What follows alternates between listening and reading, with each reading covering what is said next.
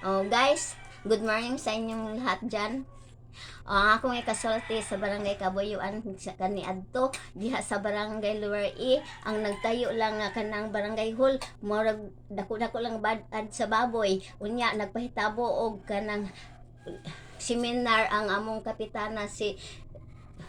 Maria Concepcion Mikutuan. Lima ka adlaw pang pa-improve sa kanang barangay Kabuyuan. Live out dito napahitabo dito ang kanang amo session dito sa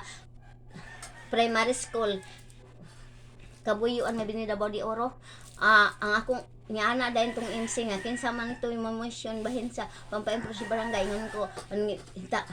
patas ako ang kamot nya sa una di man karon dili naman maka-story maka-motion ang secretary treasurer sa una maka-motion man ingon ko nga ang akong giuna nga kuan kanang electric dayon farm to market road dayon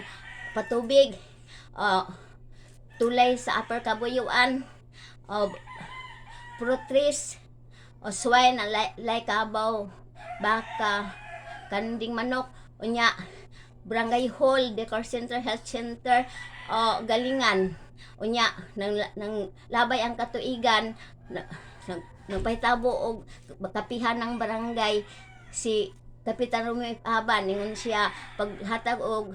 kanang proyekto sud siya sa katuig muting ko nga wala naman kap ingon sa panghatag pag isa ko kanang stage kanang gym na lang kap kay kapoy kaayo mag kuha og kahoy og kining kawayan panahon sa araw maghimo og bot para displayan og gulay og prutas unya gamay ra pong stage sige mahimo na unya ingon po ko sa una sa wala pa to masimento ang Kabuyuan dito ko sa kuan kanang poblasyon na Bini